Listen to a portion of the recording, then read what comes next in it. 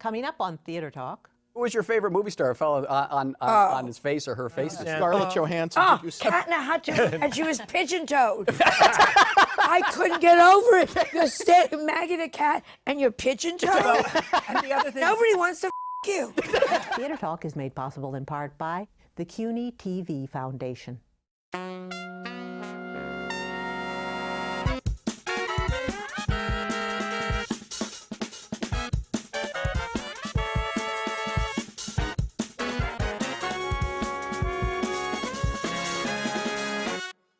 From New York City, this is Theater Talk. I'm Susan Haskins. And I'm Michael Riedel of the New York Post. So, Michael, it's that time of year that we have the critics come in and tell us what's going on. Yes, we've come to the end of another Broadway season, so we've invited our friends to get out there, buzz saws, and hack away at the stuff that isn't good, but also praise the stuff we've liked this season. We are joined by a very distinguished panel of critics tonight. Our good friend Peter Marks from the Washington Post is here. Welcome back, Peter. Lovely to be here. Our other good friend, Ben Brantley of the New York Times. Good to see you again. Hello. Welcome, Ben. And a new critic on the scene, and I must say, not since Ben Brantley, Walter Kerr, George Jean Nathan has a critic written with such insight into the theater. We are joined tonight by Miss Joan Rivers of the Beverly Hills Courier. Yes. Welcome to the New York Small Drama. but very mighty. Well, Joan, where did you study drama criticism? I think of myself as a citizen journalist.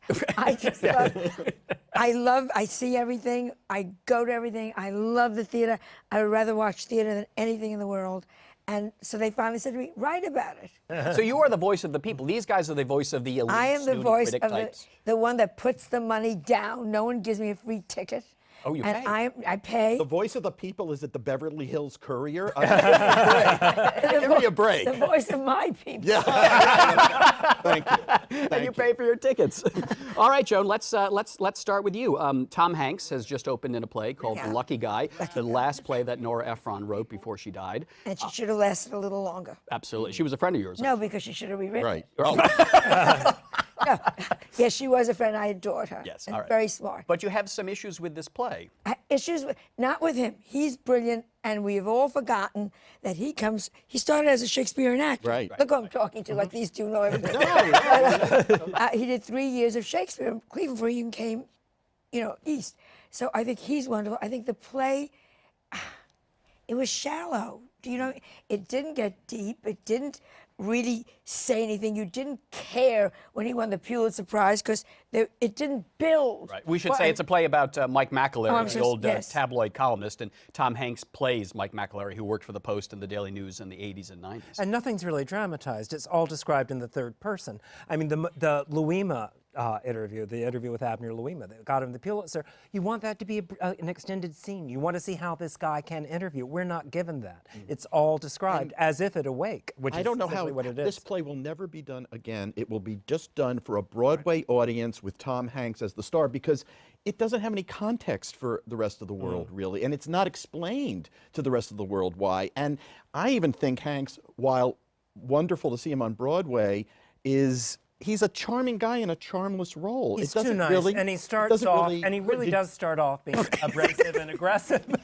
But to see Tom Hanks go on a stage against amazing Broadway actors, and hold his own. He does. I think that's totally, and is so charismatic. Well, it's also And the audience is there for him. The audience loved Nora. The audience loves Tom Hanks, and so they're feeding And off let's all say, that warmth. also, just to defend the play a little bit, I do feel that it captures, since we're all newspaper people here, it does capture the last heyday of newspapers when they really ran this town. When you had a front page story on the Post or the Daily News, you dominated the news cycle for 24 hours. And people smoke. I actually remember smoke. I love the smoke machine. That's my favorite thing. What was the smoke machine? People smoking in the I was at Newsday when when a lot of this was going on. So I mean, those guys, those names are. It was very strange for me to see. Hap Hairston, played by Courtney Vance, was my editor in my tryout for Newsday. On Long Island. I mean, that's so. I mean, these was people he were the cuddly person we see on absolutely stage? not. It was the opposite. Just as maybe other characters being played on Broadway. Did it make you nostalgic for New York of that era? It made me so nostalgic that I had never had the fun of being in a newsroom. And again, it brings back all those old Rosalind Russell movies. Oh, yeah. All those, all front page, get the story. But I think Tom Hanks, God bless him. Right, for He's doing it. such a full actor and a full performance and extending. He didn't just walk in and walk out 6 Well, minutes. and especially in a year when Right, so many you're right. movie stars fell on their faces. It was, And should have. and should have. I'm sorry. Who was your favorite movie star fell on his face or her face this year? Well, Katie Holmes, although actually that wasn't a disgrace. I mean, for her, it wasn't a disgraceful performance. She just ate. Jessica Chastain was like, this block of wood walks The out, Heiress. and in The Heiress, and you keep waiting for. Either she would do these sort of exaggerated mimes, like she'd curtsy shyly, and it would be like she was in a charades. Or she twitch her face to be ugly. Yeah, Scarlett Johansson. Oh, did you see- cat in a hot tub, and she was pigeon-toed. I couldn't get over it. You're Maggie the cat, and you're pigeon-toed. and the other thing. Nobody wants to you. Pigeon-toed. The other thing is Maggie's supposed to be from the right side of the tracks, and she talked like Hattie McDaniel and Gone. I did not understand that. I actually think Scarlett had an idea for the part. I think if she'd had the right direction, misdirected. she did with It the was new- ruined by that overrated Rob Ashford, who we've been sold a pig in a poke with that guy. I'm telling Well, you. now, why was he given it? Because of Streetcar in London? Was that the Yeah, idea? because of He's Streetcar. very right. popular. Right. And also remember, he's got Creative Artists Agency (CA) behind him, and they're a powerhouse agency, and they're really pushing Packaging. Yes, packaging. yeah, we're hearing that. Let's go and look at poor Truman Capote, who I'm glad he's dead. Tiffany's. Breakfast Oh, at Tiffany's. that was painful. It was so sad. Oh, And I yeah. kept saying, who is she? Because I had never seen Right, Game of Thrones. never right. seen Game of Thrones. And they said, no, she's a huge star. She's a huge star. And I felt so sorry for her. No, I no. said, this little What was her spot name? girl, Sorry. who is she? Emilia Clarke. Emilia Clarke, right? thank you. And she's wonderful in Game of Thrones, but what are you doing? But she plays a dragon hatcher in Game of Thrones. I mean, she actually breeds dragons. It's But you saw none of that fire. I would have been happy to see that on although I stage. did notice some scales. Did you? I like that Truman Capote was straight. Yeah. Well, no, he was. No, they Revisionism. did make him gay, sort of. Remember when he was Sort of. eyeing the? Yeah. I mean, better than George Papard. All right. Speaking of gay, the Nance is with the wonderful Nathan Lane playing an old-style sort of swishy second-rate character actor type. Second banana Burlesque. burlesque. Yeah. Burlesque, exactly right. Ben, what'd you think of the Nance? Douglas Carter Bean. I liked his performance. I think he was betrayed by the script.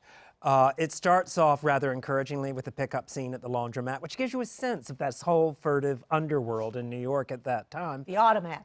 At the automat. Oh, did I say laundromat? which I remembered. Laundromat was my experience. But he turns into a mouthpiece. He starts saying all these things that I don't think the character would say, standing up for himself, making speeches on stage, in court, and that didn't track for me. And I also thought it took on all these sort of 1930s movie cliches at the end. The other thing is the guy he was with was way too good to be true. And he dumped him? Yeah, I know. That's what lost me. Yeah, If a guy's madly in love with you, and you go, get away from you, great, big, fabulous looking, amazing. Did we believe that after he's beaten up, that he still believes in this Republican administration? I didn't think it And yet tracked. he denounces it in the scene before. It doesn't track. It's whiplash. all Listen, the it's way through. perfectly good idea, I think, the ironies or the paradoxes of having a conservative, gay, semi-closeted actor in the 30s. That's a really interesting idea. But it's the playwright's job to make us understand why this behavior works. I think that was a fault of the playwright. And what I mean, even in the first scene, he says, a gay man doing effeminacy is like a Negro doing blackface. Would he have had the insight to do that? And would he continue to do it if he did? And he was so buy courageous. those moments. He was a trailblazer at the same time that he was a reactionary. Yeah. It didn't really make sense. So the playwright seems confused about what he's trying to do. Also, what I didn't like about it was he lives this dreary life off stage. Right. And he's fighting for stage. Stage should be magical. Right. You know, you should see the magic of the stage when he goes on it. And instead, it's his dreary Right. apartment. Yeah, yeah, why yeah, why yeah. get dressed and go? You know, it's dreary as dreary. One dreary to Although another I dreary. did like the way he would come to life in the vaudeville scenes. It was the only time he seemed happy. The character. And those Yes. are real, right? Those were Yeah. real scenes. Oh, yeah. Those are actually Yeah. taken Because it was from. showing the tired world of burlesque that was Well, they not. got that Right. right. Yeah, Right. yeah. But I saw the tired life of the tired world of decorating. So I would have liked his fantasy world to be I go on a stage. I don't care what the stage is. I'm so happy to be there. It is glitter for me. That's what I mean. I did love that the staging of it, that you could see the acting, and they still were working behind. I thought that was Yes. Oh yeah, no, the staging was. And I lovely. liked the actual burlesque numbers by the strippers too. Yes. Yeah. I thought that came closer certainly than Gypsy. And you ever like did you showing. like Nathan though? Do you think? I Nathan? think he is in the great tradition. I thought he was- You know, I it's thought he the was Burt great, Law yeah. tradition. Right. It's the Zero Mostel, yeah. He's one of the great. The only one really left. Up Only in one. That, in that Yeah, and spot. also he's unique too because he's one of the few real stage stars who actually sells tickets Right. just by being Right. a stage He's star. gonna follow. Adam's family would never have. Oh taken God, over no. that. It's true. He's got a real Is the following. Nance doing well? Yes. I hope so. yeah, They just extended it. they just And accepted. they it. should. As a New Yorker, it was fascinating to know that kind of politics were going on. I had no idea that LaGuardia closed these things down. Yeah. You know, Closed down all the gays. All Especially the after we'd gay- seen LaGuardia at Encores, which was this Yeah. ideographic portrait of. what a wonderful little guy. So why tack on this fantasy relationship to this very gritty story to give him this lover who he never would have had? Well, I think that's the- partly it was to get him out of the bathtub in that second scene. All right, now you, Yes, all right, your critics, why that was so gratuitous. I nudity? don't- Oh, the nudity? Oh, and Breakfast at nudity. Tiffany's And too. I've Breakfast at seen more Tiffany's. torsos and below. I mean, this season than ever. Oh, how about that guy in Picnic? Oh, well, that was the star of the show. That, the that, chest. that was Did all. you there see was that one, about Joan? The it. guy. But let's not forget Fiona Shaw, who took her clothes Oh, off in the Testament of Mary and bathed. Yes, she did. Well, that was, a sacred ablution, I guess, a baptismal font or something. But I had really a hard time justifying that. Okay, let's be positive. Andrea Martin, look at how great her body looks. Oh my Oh God. wow. Oh, wow. Pippin. Andrea Martin as the old lady in Pippin. 66 years old. How great does she look? Incredible. She was my favorite thing in it. Incredible. Absolutely. That's I where love she- Pippin. How to? Did you?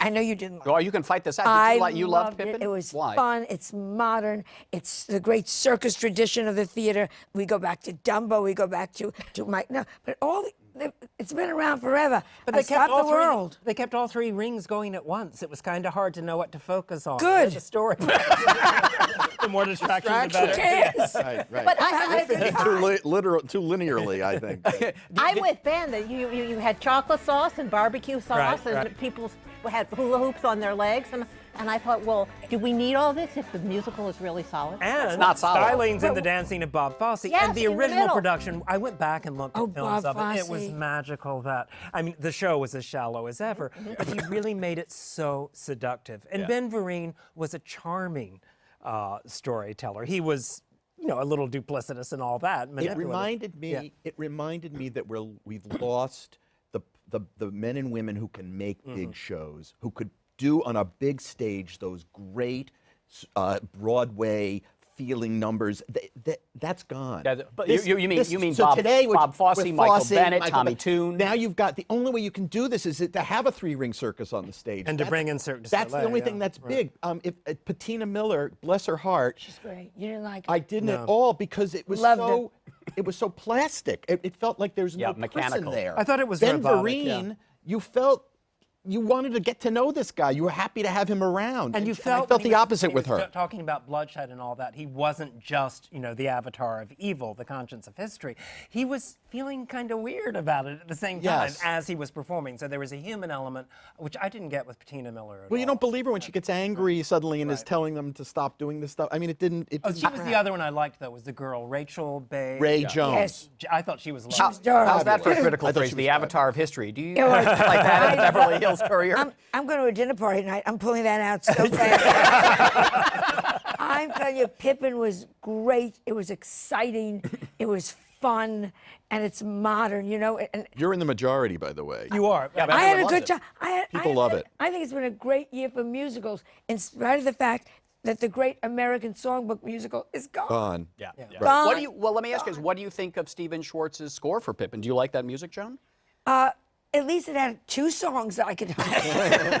At least I had two songs. yeah. that- We've got magic Yeah, to do. It does have And that eerie Time to Start quality, Living? So I mean, all for days Just after No I Time wanted at to All? shoot, the entire cast because I was going, oh, it's time to start. But at least you got something to sing. I mean, I defy you. You walk out of Matilda. What am I I singing? Teachers. I hate no, I can. And I do it. love Matilda. Yeah, Matilda. yeah. But she sang the score. She's saying it's not. No, but I There's no can score. do the score. You can't. No, you no, can- no, I'm with you. Yeah, Yeah. I mean, I actually found it. All right, we should say Matilda is the musical that you all loved. You gave raves to. It's in from London, based on the Roald Dahl and it's pretty close to children's story. perfection. But yeah. Revolting Children is a wonderful song. I agree. Doesn't that? So sing is in your so head? is I'm just not humming it. so is just a little bit naughty. Sometimes you have to be a little bit naughty. Well, the one I like is When I Grow Up. when they Oh, do the- yes. that's love. That's a love. that's I song. feel like Heartbreaking. Mommy always said, I'm a miracle. I miracle. love I like that. I that take too. it back. It's better than Jerome Kern. Take it back. But you like the show. I adored the show. I thought it was smart. And the staging is is Oh, so so Staging. imaginative, and everything's of a piece. The way they'd use those letters, and it becomes about letters making sentences, Didn't you telling like it, Mike? stories. I loved it. No, I loved it. I saw it in London. Yeah. But it was even, it's even better here. And we I should say, agree. I thought the direction by Matthew Warchus and the choreography by Peter Ron Darling. Darling. Peter Darling. Darling, who is the one of the head and shoulders above any American choreographer. Well, what he working did with at Broadway. Billy Elliot too, and that he can work with This children. is better. Like that. This is And- way better Yeah. than Billy. Yeah, I agree. Children that have something to say. Yeah. I'm so sick Yes. of Annie. Well, what I Did you see that? She gave it the back of her hand. you know, you should have played Miss Hannigan. They wanted me to. I couldn't. Really? I couldn't put it into my schedule. I would have loved to have done Miss Hannigan because I would have really shown those kids a thing or two.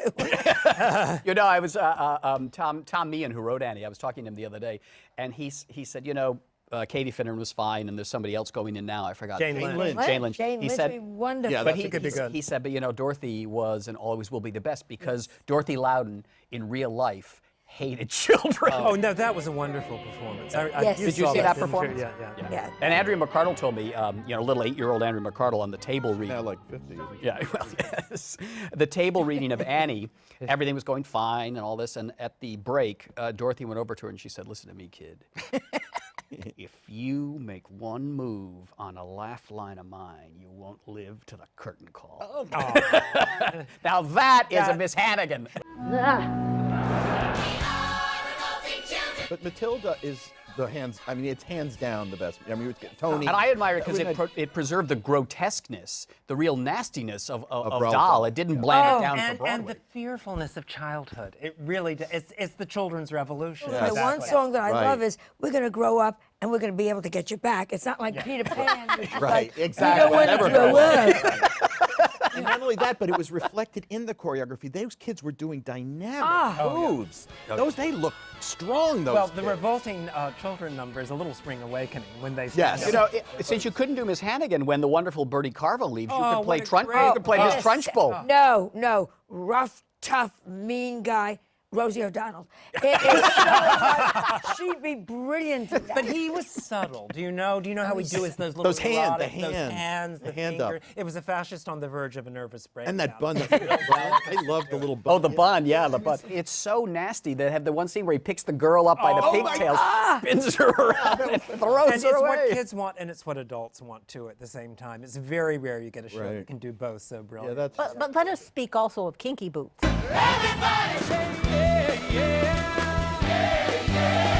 I love the first act of Kinky Boots. Yes, I wasn't. it's ecstatic. You're ecstatic after the first and act. it's The such a second act's good little bit of a score, let. I think, that Cindy. By Cyndi Lauper, who's a newcomer Who to Broadway. sings that stuff?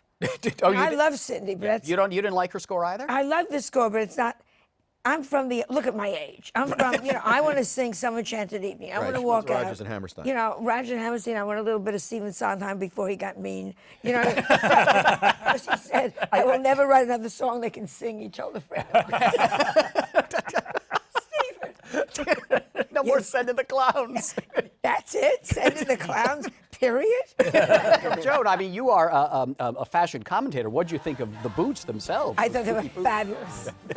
I thought the production was wonderful. I thought when they were dancing on the treadmill. yes. Oh no, Right. the first On the act, assembly one line. production The assembly number line's after brilliant. Assembly she line. really loved. Yep. Yeah. Amazing. Yeah. And there were some when the performances. There were when some the drag real queens performances. invade The the girl, store, I thought it Anna was Lee great. Ashford. Yes, Anna Lee Ashford is Girl Wonderful of the Factory. number she get. Wonderful. But I've been here before. Have I come back for more? Another chapter in the history of wrong guys. She does Cyndi Lauper there, really, and she sort of channels Cyndi Lauper's kind of And tough Stark girl. Sands, who plays the I like- Very good yes. performance. right, which could have been Bland nothing, kind of but- right. yeah. He really does. And it was nominated takes for it a Tony. someplace. You know what's great about this? big shows, a lot of actors working. Right, right. Yes, that's And that's great. I hate one-woman shows. We gotta You wrap. know, I'm always in a I was going to say. Yeah, that yours. Sally, always in one the Sally Mars one-woman show that You're you damn did. right. Tony That was good. nomination. Yes. Yeah, it was a long And time we're ago. bringing It was it great. back. You are really? Yeah. Ooh, We're doing a pop-up theater. But Bette Midler, I understand, is playing Sally. Yes. Well, we must mention Bette Midler because I enjoyed I'll Eat You Last, the play about the Hollywood agent Sue Mengers. I love gossip, don't you? It's like mother's milk to me. But the big news here in New York was that the play and Bette Midler herself were snubbed by the Tony Awards. Do you think that was a Tony-worthy performance, Peter? I did. I think that she really sells that show. It's as slight as a episode of Extra. Yeah. But it's No, Slider, I think. you know, but on the other hand, she fills the place. I don't mean just with the seats, but she fills her with the personality. Without moving. She barely Without moves. No, and getting she off delivers the... those lines. I mean, you know, killer delivery. They should have given her a nomination. Yeah, for I didn't God's believe sakes. that she was someone else until the very end. And then I saw a transformation. When she's worried, when she's afraid she's going to lose it all, Yeah. then suddenly I didn't see Bette. Do you know Bette Midler over the... I know Bette forever. I wrote the original screenplay of The Rose. Oh, And she was realize that. I didn't Oh, know you that. did? Sure, with George Firth. We'll talk later. Oh my God. George is my very good. But you haven't had a chance to see Bette yet. I did not see it yet because I love Bette and I despise Sue Mengers. You did, really? She was a tough, mean, hard, she was a great agent. She was not this warm, wonderful Right. pussycat. And all the sentimentality came later, not during her career. It's when she was sort of Afterwards. became sort of the guru of wherever her house. All the mean things she said then after she died to became me- funny and charming rather than just mean. Oh, she could make or she could kill you. She could walk past her mother who was screaming, water, water, and she would step right over and give it to Streisand. Did she ever try to represent you? Yes, for a minute and a half when I wrote a movie called The Girl Most Likely To. She was the first one on the phone. Courted me for about 3 days and then realized, it's just a television movie, and never spoke to me again. Oh, God. Yeah. But you should go to see it for I'd Bette, like I to see it think. because I love Bette. And again, I'm thrilled that people that should perform come back to Broadway. And Bette is Don't a take her great 35 years, live but she's back. But she's a live performer. But would you like to see do her it. do like Hello Dolly? Yes. That would in be a hot fabulous, yeah. second. Yeah, well, the Even Mama Wouldn't it sell Rose. like crazy? Yeah. The Nederlanders have been after her to do Hello, Dolly. For a And while. she could I bring should something sell it like different because to it would be yeah. completely different. And I just saw it in Washington actually, and it's a tight show. It really actually is a lot better than your sort of memory of the schlockiness of the show. And it's got a score that you probably like. Jerry Herman Yes. is one of the ones that I'm- you love from the Golden I'm Age. sorry. I want to hear an overture. We don't need more. Yep. And I want to walk out and hear the orchestra playing behind me. Yeah. That was all part of the experience. Yeah, yeah. All right, we got to wrap it up. But since in the great tradition, the grand tradition of drama critics, Joan drinks. Do you do you drink before the play, or are you very? I drink during, and I don't like the cups they give you. No, sippy cups are no good. We brought a few other glasses, gentlemen, if you'd like to join Oh, it's so your fellow sweet. drama critic. Wow. Who I think, I must say, has done an excellent job I today, agree. too. I mean, tremendous insights, agree. Joan. Thank you so Yeah, much sure. for joining And us. it's not even water this time. This is fantastic. No, this is the real thing. This is the real thing, you know. But all critics back in the day, they all used to drink. I Right. mean, they were famous drinkers. Ripple? What is Ripple wine? It's a good Do you year. ever walk out on a play? Do you ever say this is so bad? No, we can't. Because you don't know. Oh, what's if you walked out, my God. No, you just can't. No, I Yeah, know. yeah. I always wonder. Also, I'm Do you, always, you don't walk out. Oh, I can't. I will sit to the That's end. right, that's right. I will That's right. sit to the end. I have a friend critic who left a play called Epidog because the lights went down, and he went home, and they called him at home and said, "You missed the second act." He thought it was over. He had no idea. He said it was so boring. It was terrible. All right, cheers. Joan, cheers. welcome to the New York Drama Critics. Thank you. And before we go, can I ask you guys just one question? I'd be very curious to know so we just get a little sense of your histories. The first play or musical you saw as a kid that made you fall in love with the theater? Because everyone thinks critics are just mean, but in fact, I think you all love the theater. Can you tell us, Ben, the first thing you saw that you thought, I want to be a part of this world somehow, some way? well, I mean, the first show I saw that made me fall in love was the college production of Bye Bye Birdie when I was 5 or 6 years old. But the first Broadway show I ever saw when I was 15 was Stephen Sondheim's Follies, the original production.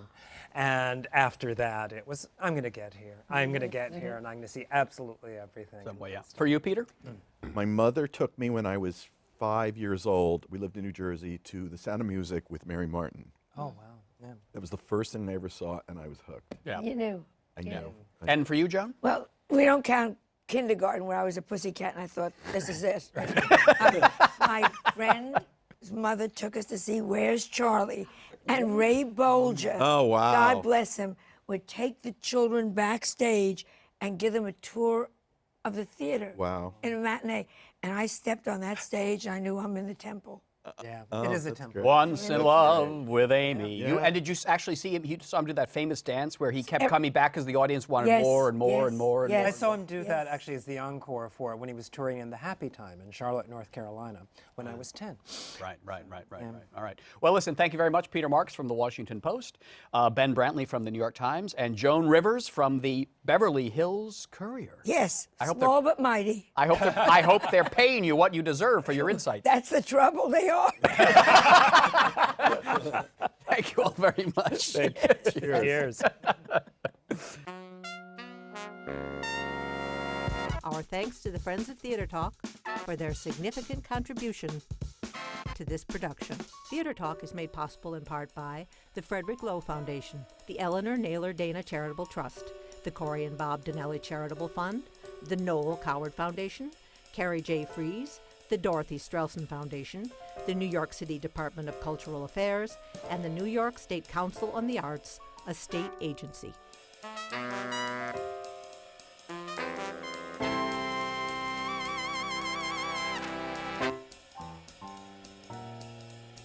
We welcome your questions or comments for Theater Talk. Thank you and good night.